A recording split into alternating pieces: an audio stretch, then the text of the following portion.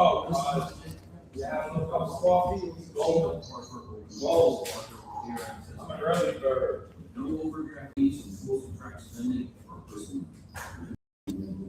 I cannot count my own truth.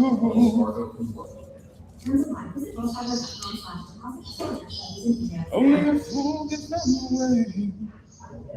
Only a fool gets that way. Now you want to go mitzvah? Or you say the mitzvah partner in a mitzvah. When you're involved in the mitzvah, you're exempt from all the mitzvahs. You want to wrap me up, baby? I didn't do this going today. Good. Let's keep it that way. You may be able to pull the wool over everyone else's eyes, but not me, James. I see right through you. What do you see? No Jew. No Jew? And there's nothing wrong with that. You can get to higher heavens than any Jew. You know. I realized why those muscles are so big. I seen you in the back working your fucking thing. Well, how do you explain the left arm then? That's why those muscles are so big. How do you explain the left arm? That's the right arm. Right? The left. To make things more interesting. Yeah, that's right. Yeah, exactly. First I sit on it for about, I drive home with my hand. I got a kid coming in today. So what? So then it'll really feel like somebody else? No. That's like a hang that Did I take it too far? We gotta stop calling them kids. They're not kids. They're aspiring adults. Emerging adults. I have a young man. Oh, do you? What flavor? Okay, I have to go influence the masses.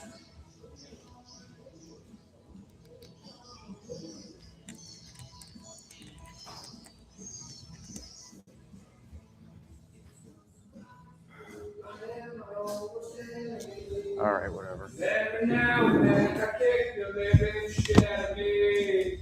Smoke the lungs going off this cigarette. Still burning. All right, let's do it. My car's in the front Let's do it, fam. Here we go.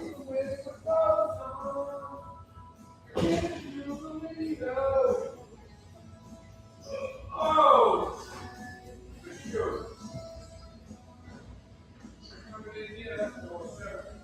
Okay, so we did week 1, we did week 2, now we're up to week 3, which I believe might be the final week. Is that possible? Let's find out.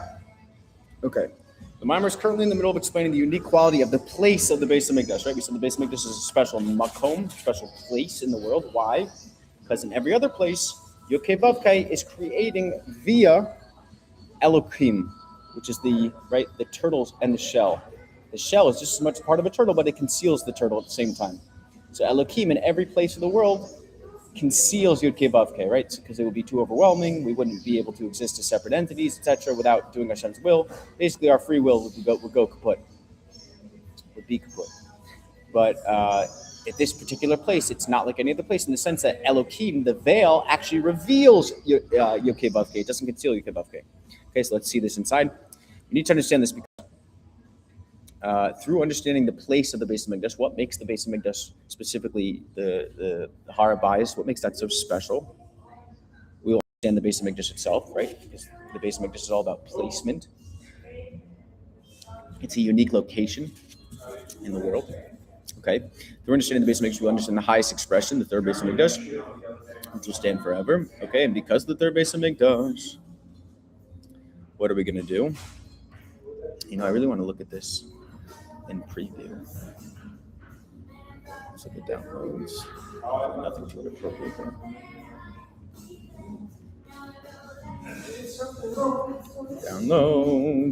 Downloads. Here we go. Let's open this wig. Why can't we just open this in preview? There we go. Open with preview. Okay, here we go.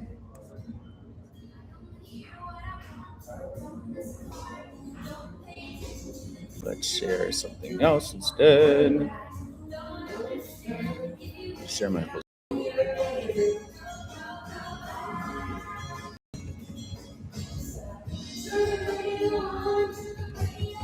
Oh, much better. Okay, here we go. Week 3. It's week 2. We did that last week. A little bit longish, but not too bad. Week 3. Okay.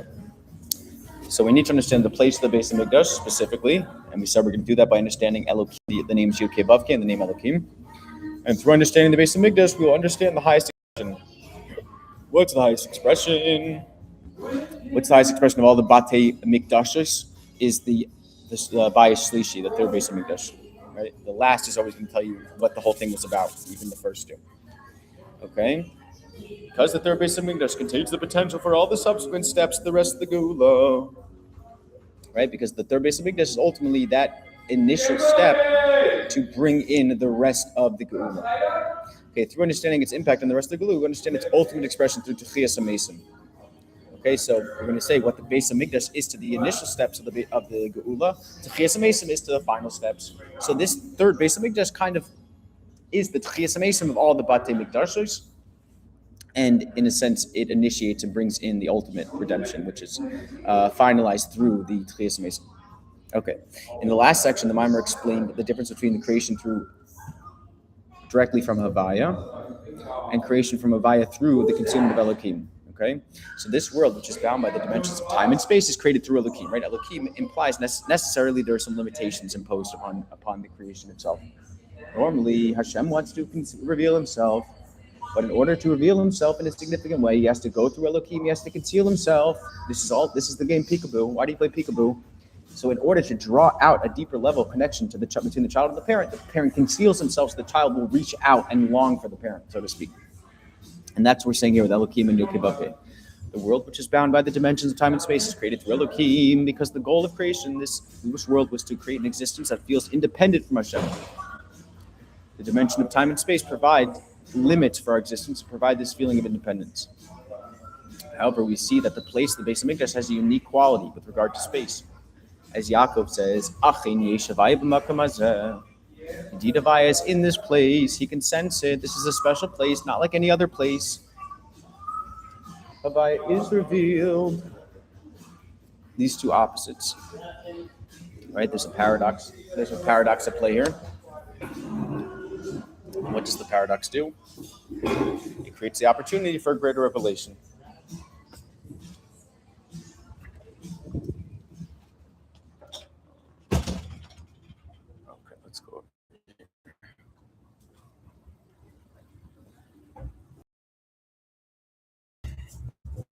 Okay, so the last choice is made, right? When there are limitations, choose between one. However, we see that the place of Beis Hamikdash has unique quality with regard to space as opposed to Yaakov. I'm sorry, as Yaakov said, indeed, Havaya is in this place. So there's something unique about this place where the Beis Hamikdash is, where you can sense Havaya despite the fact that the world is created through Elohim, or filtered. Okay, these two opposites, revelation of Havaya and a physical place, right? We said a physical place is associated with Elohim, yet he's sensing Havaya. So what, is Elohim not doing a good job over here? Or perhaps that's the role in a perfect way. These opposites are able to